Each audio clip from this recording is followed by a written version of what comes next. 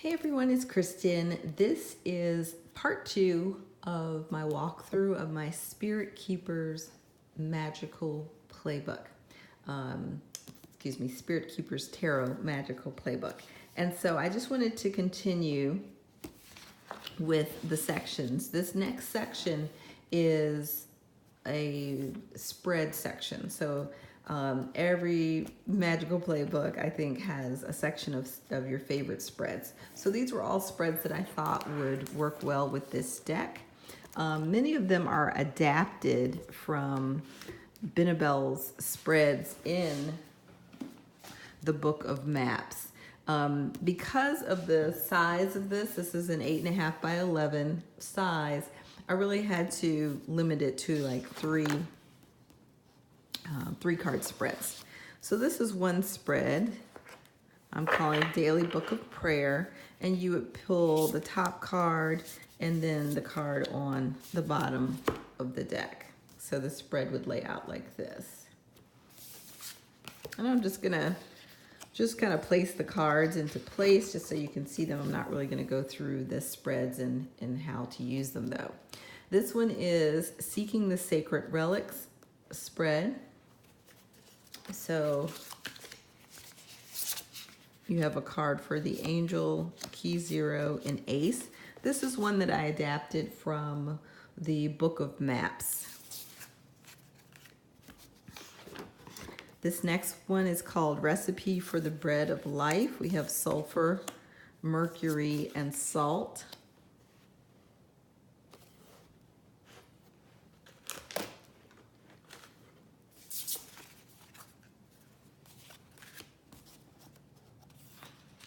And these are just pieces of cardstock, just black cardstock. I've just printed this out, and then I use a label maker to make these labels. For this one, you could use a card here for Angel, and then message and response. So most of the cards, really all of the minor arcana, have ruling angels. So you could look at the angel card here as reflecting whatever that ruling angel is. Or in this case, we have Archangel Commander. So it's kind of like you're asking Archangel Commander, the angel that represents that card, a question, or you're giving them a message. And then this would be the response.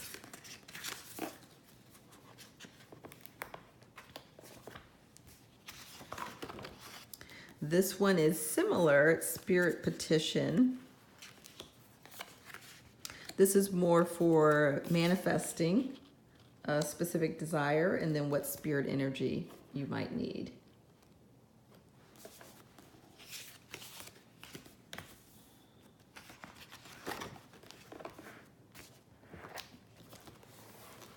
This one is Becoming the Keeper spread, emotions, thoughts, and actions.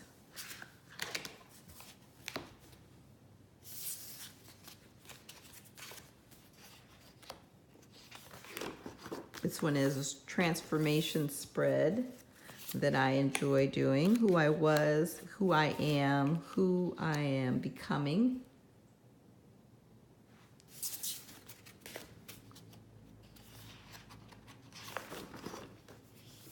This one is Reviewing Your Spiritual Journey spread, achievement, embodiment, and assignment.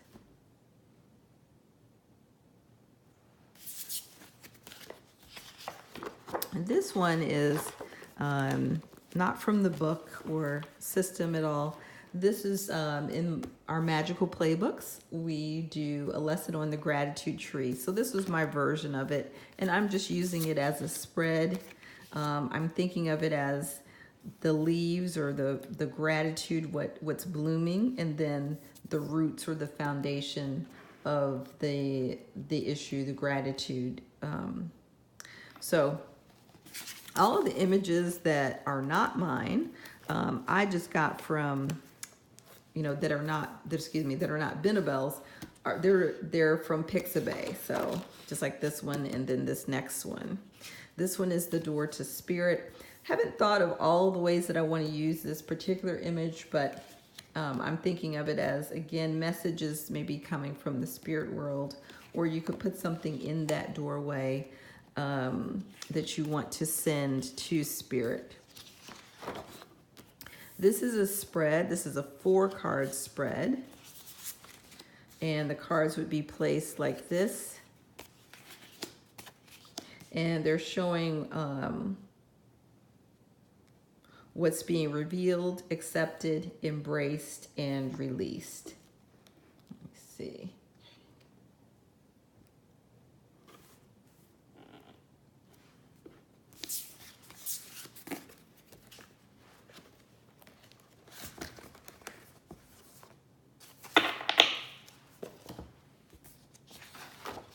And then Benebell has a bone script oracle. If you've been on her website, you may have seen it. It's a free download.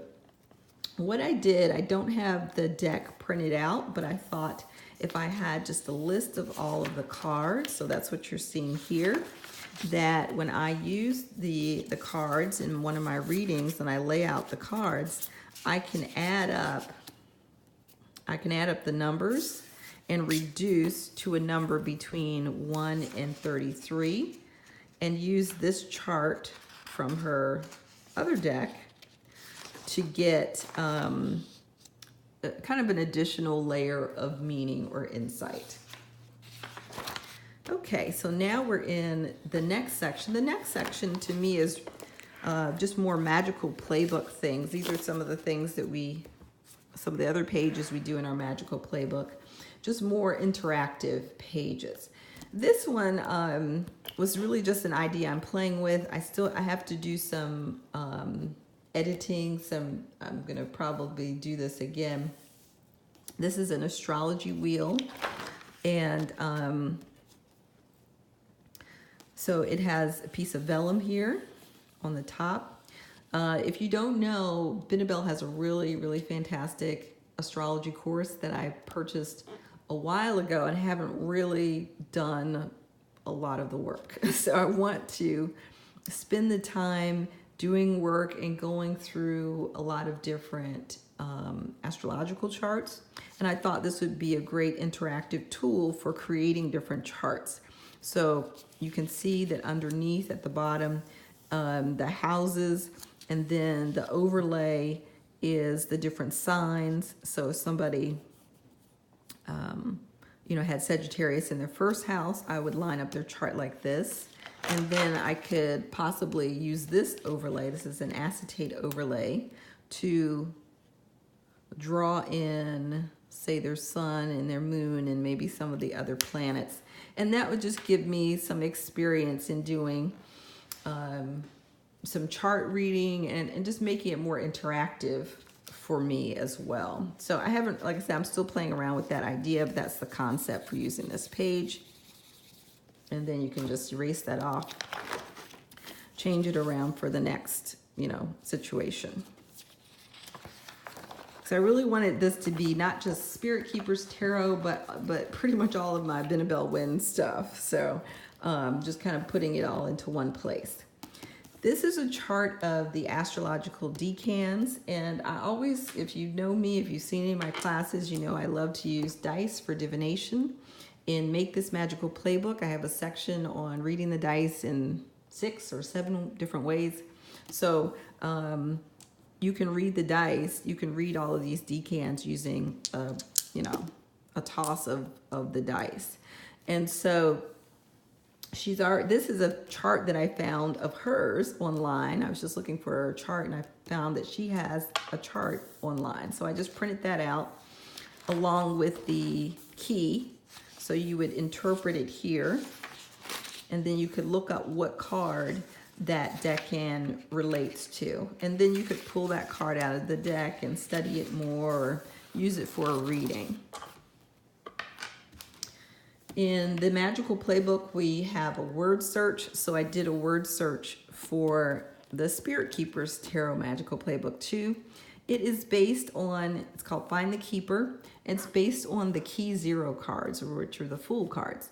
And in the Spirit Keeper's Tarot, there are 3 of those: the Seeker, the Initiate, and the Keeper. So I use those 3 words in this word search. Those are the only 3 words in the word search, but you'll find that you can see a lot of different words. Word search to me is a really intuitive, meditative tool, and what you see, there's a message for you in terms of what stands out for you. The next 2 pages, just pull those out really quickly. The next 2 pages are used for scrying or stichomancy, which is divination by line or verse. And these come directly from the book. You'll see on this one, To the Divinity of Dreams, there is a little excerpt that she has in the book where she's put in this poem. Like I said, there's lots of kind of little extras that she's included in the book. So I took that, I used an online program called Word It Out, and I created these. So the way that I use these is I close my eyes and I can just, touch something, and I'll see what I've come up with: commanding and friendly. Those words might be important messages. I also like to create divinatory poetry with this, so I'll use these and I'll pick out maybe 4 or 6 words to create a divinatory poem that I can then translate into meaning.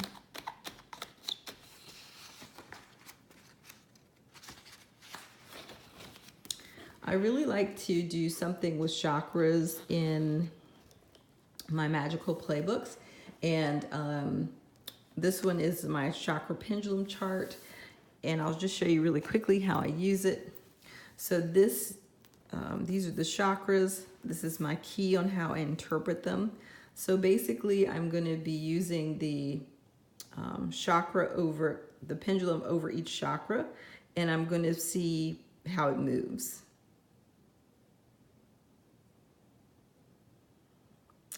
And if it moves, like this one is showing underactive based on the chart, underactive. So if my solar plexus is out of balance, then I turn this way and I want to figure out why, how can I bring that back into balance? And you remember the shield cards and the shining cards. This chart is showing me what energy is needed to bring that solar plexus back into balance. So in this case, it looks like it's pointing to the ebony shield. So I could look up that card.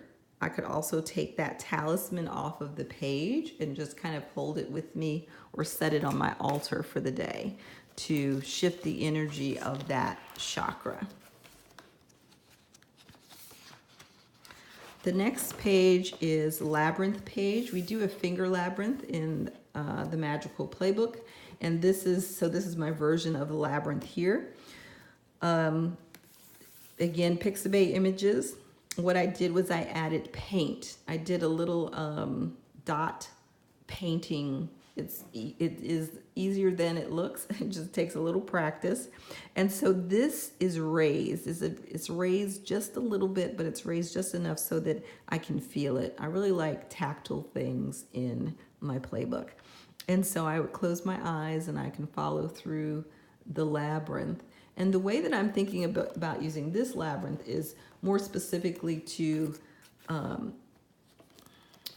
Benebell talks about evoking or invoking angels. So for me, this process feels more comfortable than either of those. It's kind of like meeting the angel in the center. So it's the process of going through the labyrinth to meet and connect with whatever angel you want to connect with. The Archangel Circle of Protection. This is an image in the book that Benebell talks about. I was thinking about using it as a crystal grid. So we do a crystal grid in the Magical Playbook. And I thought this would make a nice crystal grid. I'm just kind of putting these on here just for show. Usually when I do a crystal grid, I also use my pendulum to activate it. So, and she's got information about what this Archangel Circle of Protection is all about. So she's got that information in the book to explain all of the sigils here. Okay, so that is the end of that section. Actually, we've got one more that's part of this section. I use these whenever I have something that's raised, that's very tactile, just to protect the other pages. So this one is my Praying the Rosary page. And as I told you before, this is about divinity and God and seeking more understanding and going deeper into, really prayer. So I wanted to include this. I have not had experience praying the Rosary. I've made prayer beads before, but I found this image on Pixabay, and I really wanted to explore more of the concepts that deal specifically with Jesus and the Rosary. And so I've created this and made it tactile by adding brads. So hopefully you can see that these are raised. And again, it's one of those things where you can close your eyes. Same way with walking through the labyrinth. I also made the little raised bumps here on the cross. And closing your eyes and holding each of the beads, you can feel the brads as you go through. Like I said, I like to make everything tactile if possible. And so that's that section. This next section is all based on the recording angel, which Benebell describes in the book. And this section is really about accessing the Akashic records. And there was so much information she put in that section of the book about different types of readings and things that you can request, different types of readings, that I thought I just want to have all of that in here as a point of reference. The next section is really just a section of all of the major arcana cards. My idea was to start coloring these in, but I really like them black and white, so I'm not really sure, but it's a good reference to have all of them in one place. Just to study the symbols. There's so many symbols that are similar, the way she created this. Looking at one card, you can see symbols that are in another card, And so that's the end of that section. In this magical playbook, typically in my magical playbook, I don't have a section for logging readings. So I usually just do that in a separate journal. In this case, I decided to add my log here to this magical playbook. And so I've just created the pages right now. You can see there's the spreads that I showed before, and then I've added some of the larger spreads as well. And so I have little boxes so I can write in the card that I received, and also maybe a little information, and just take my notes here on the back of the page about that reading.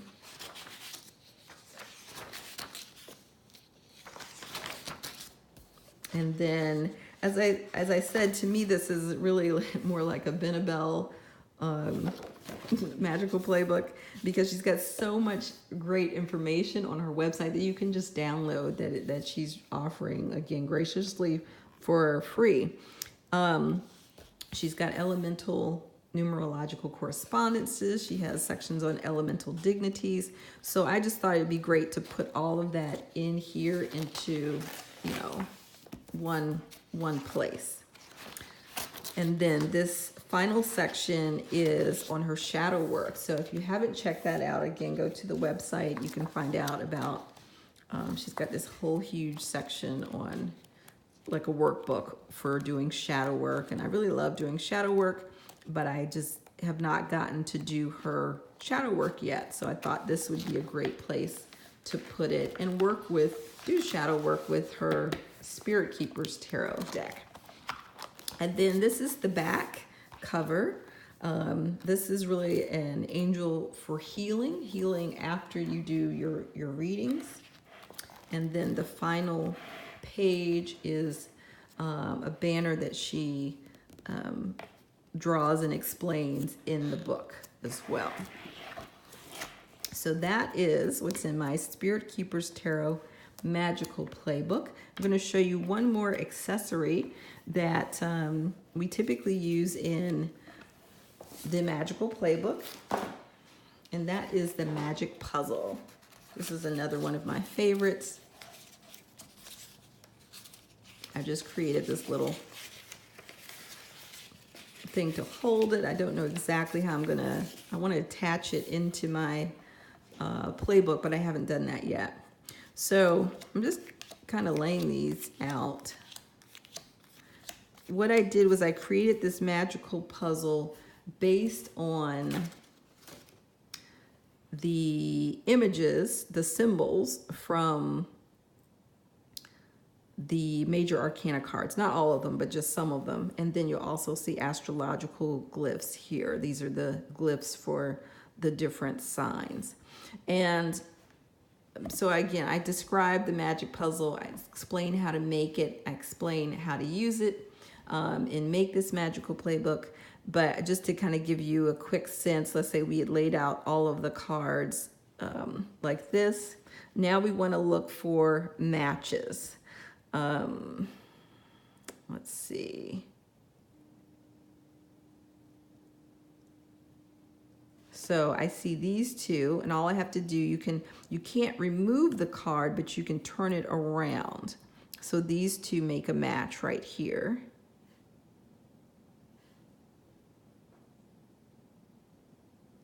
And it looks like these two make a match. So you're just creating, I think that's right.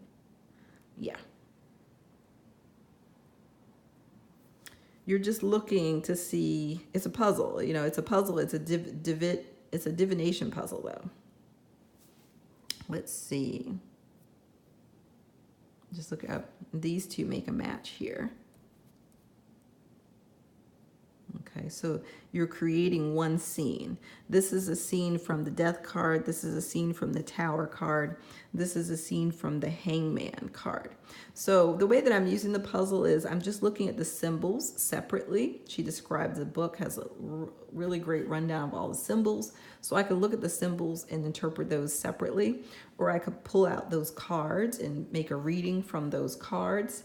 In this case, we also have one astrological glyph pair that's made too. I haven't figured out exactly how I want to use the astrology, but I thought it looked really cool together. So this puzzle, I also have the digital files for this puzzle. This puzzle is going to be available too. You'll have to print it out, you know, cut it up, and make your own puzzle. You can see I've laminated it, and actually if you turn it to the back, it is that Merkaba star that you saw at the beginning of my magical playbook.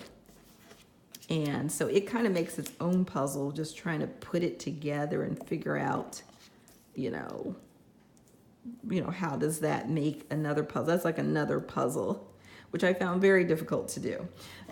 So this is the magic puzzle that is a part of the Spirit Keepers Tarot Magical Playbook. And so just to, you know, like I said, I just wanted to show you all of the parts and pieces. And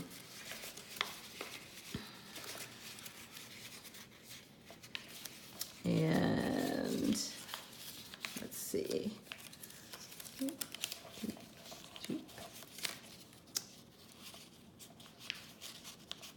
And that is a little origami purse that I'm keeping it in right now.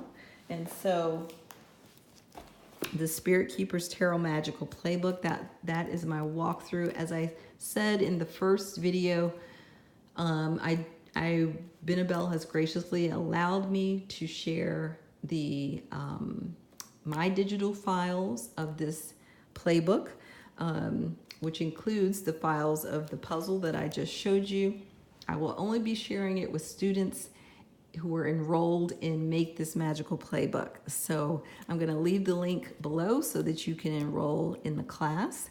And again, you can always let me know if you have questions in the Make This Magical Playbook Facebook group after you enroll, or you can join my Over the Moon Academy Facebook group as well.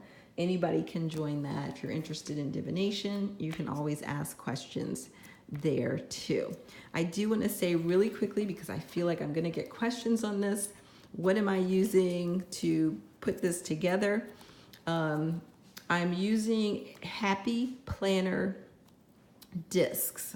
So if you've been like, how are you doing that? I've discovered these magical discs.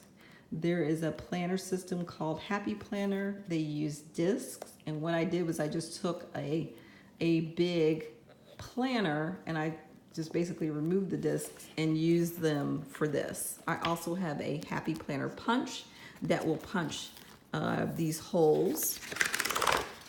It punches holes that look like this that will fit the planner, your discs.